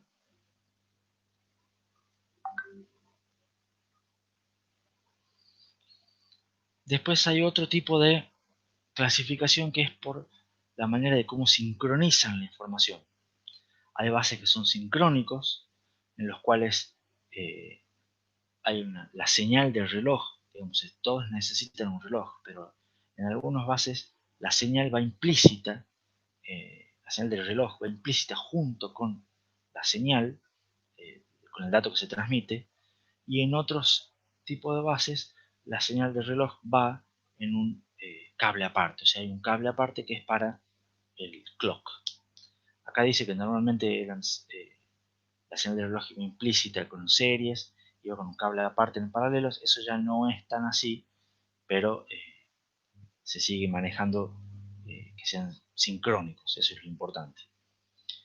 Y hay otros bases en los cuales no hay señal de reloj y directamente se manejan con un protocolo de tipo handshaking. ¿Ya han visto un protocolo de tipo handshaking en alguna de sus materias de comunicaciones? Me parece bárbaro, digamos. O sea, directamente los dispositivos negocian entre ellos y si dicen, che, ahora estoy listo para que me transmita un dato, bueno, ahí va el dato, avísame cuando lo recibas, listo, ya lo recibí el dato, ok, avísame cuando estés listo para el próximo, y cuestiones así. ¿No? Entonces, según cómo sincronizan la información, están esas dos divisiones, sincrónicos o asincrónicos.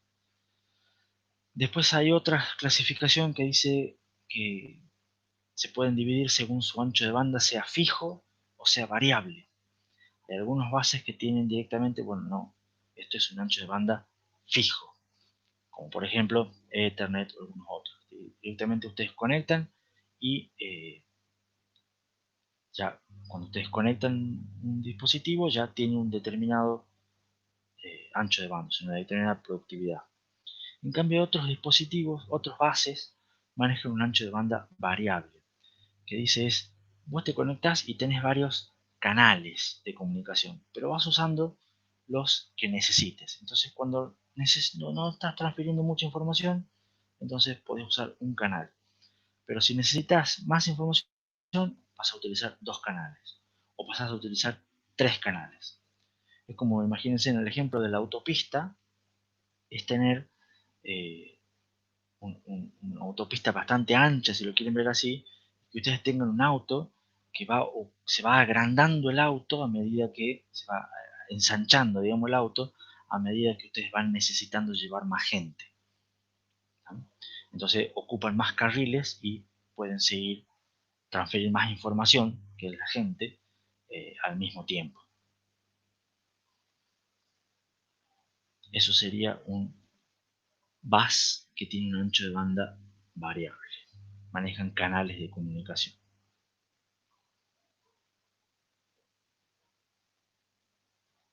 Ahora, ¿qué tipo de bus es mejor? Es muy difícil responder esa pregunta, porque es una pregunta muy tramposa, y la respuesta normal para dar para ese tipo de pregunta es que depende. Depende de qué es lo que se busque con el bus. Entonces, claro, Jonás dice depende, que es la respuesta clásica, pero depende. Y acaban varias preguntas. ¿Un bus paralelo, por ejemplo, es más rápido que un serial? Y uno dice, bueno, un bus paralelo transmite más datos por un medio de tiempo que un serial, por lo cual puede ser más paralelo. Pero en realidad no. ¿Por qué?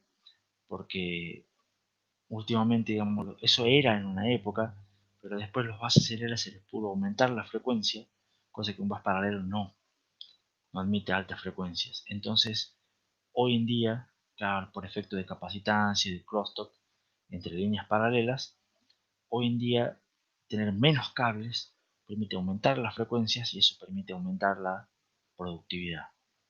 Entonces hoy en día son más rápidos los buses seriales. ¿Cuál consume más energía? Bueno, normalmente un bus paralelo necesita más energía para transmitir las cosas. ¿Cuál es más complejo? Y usualmente un bus serial necesita menos pines, pero necesita más lógica. Entonces, es más, hay de vuelta un compromiso. ¿Cuál admite más dispositivos? Y en general, un bus de tipo paralelo admitía más dispositivos, pero los buses seriales se dieron maña para tener unas conexiones de distintos tipos, como las estrellas y todas las demás que ustedes tienen, y de esa manera mejorar las conexiones punto a punto. ¿No?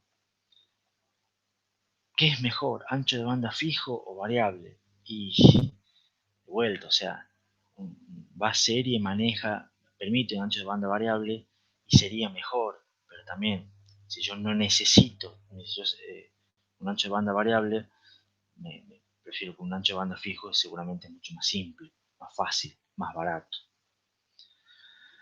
¿Cuál tiene mayor confiabilidad? Y bueno, usualmente los bases seriales tienen mayor confiabilidad.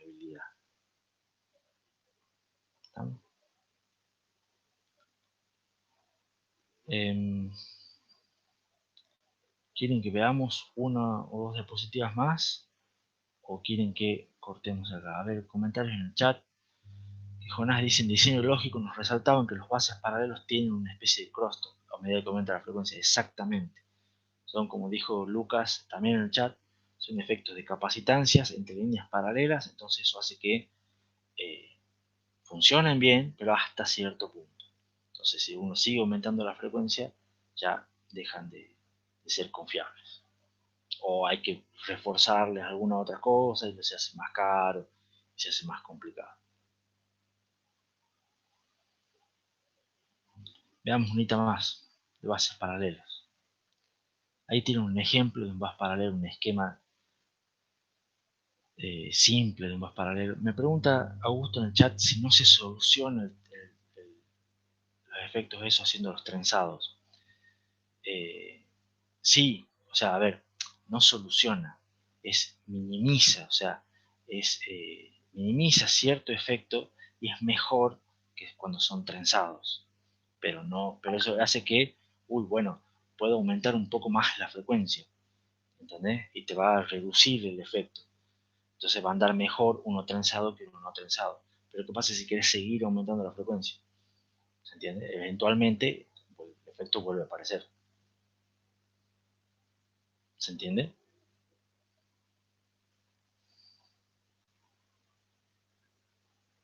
Entonces, ahí en la diapositiva que estamos viendo, ven un esquema simple de un bus paralelo, que es un bus en el cual todos los dispositivos están conectados a ese único bus y se transmiten toda la información entre ellos.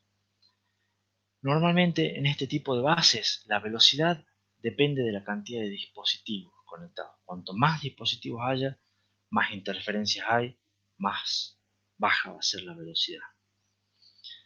¿Qué tiene de bueno? Son simples y son baratos, ya que es básicamente un solo conjunto de cables compartido. Los dispositivos directamente se cuelgan a ese bus. Son escalables, es fácil añadir dispositivos nuevos. Ahora, el problema que tienen es que son lentos, ya dije. ¿Cómo podemos hacer mejorar la velocidad? Bueno, poniendo menos dispositivos. O sea, cuanto menos dispositivos tengamos, aumenta la velocidad, pero bueno, no necesariamente yo quiero tener pocos dispositivos. A veces en un sistema embebido sí es conveniente un bus paralelo porque yo sé que voy a conectar uno o dos dispositivos y no voy a tener mucho más, entonces suelen ser útiles. ¿Cómo puedo mejorar la velocidad? De vuelta, como está mencionado acá Augusto, complicando un poco el cableado, haciendo cables trenzados que son un poquito más caros. ¿Cómo puedo mejorar la velocidad? También incrementando el nivel señal-ruido, o sea, dándole más energía de algún modo, y de esa manera me consumen más potencia. ¿Cómo son los buses seriales?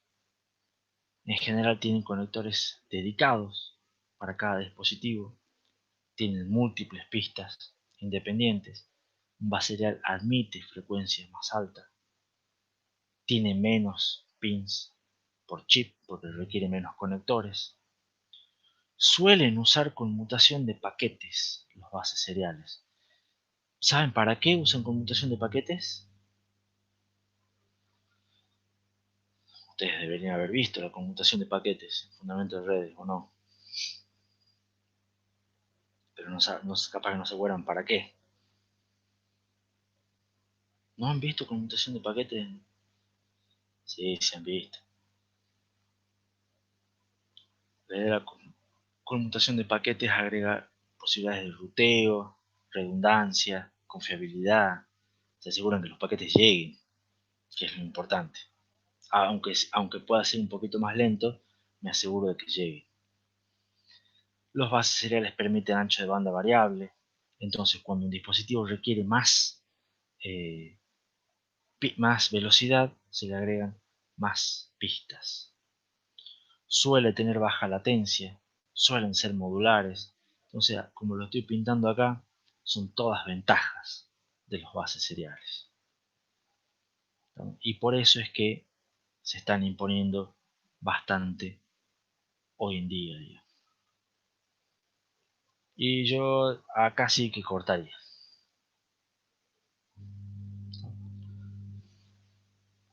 Ya son bastantes cosas. Hemos empezado desde los discos SSD, memorias no volátiles, las memorias Optane, y después hemos visto una pequeña introducción a lo que son los bases de interconexión. Suficiente por hoy. ¿Alguna pregunta? ¿Se entendió bien lo que vimos ahora el último?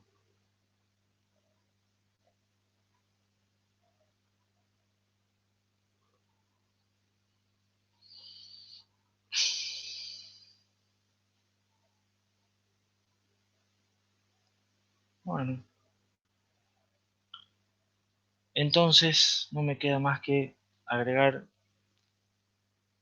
que tengan un buen fin de semana, que la pasen bien, sigan quedándose en sus casas, todavía no se puede hacer reuniones, en teoría a partir del lunes ya nos vamos a poder juntar de a 10, vamos a ver qué pasa hasta el 28. Que tengan un buen fin de semana, espero que no esté tan fresco. Un fútbol 5, no, creo que no se puede hacer fútbol 5 todavía, pero ya estamos más cerca de poder juntarnos para la hamburgueseada de fin de curso, digamos, ¿no? No, Martín, pero por más que son 10, creo que no se pueden las actividades que impliquen contactos y demás. Así que no se puede jugar fútbol 5 todavía, creo. Pero bueno, yo ya por lo menos dejo de grabar.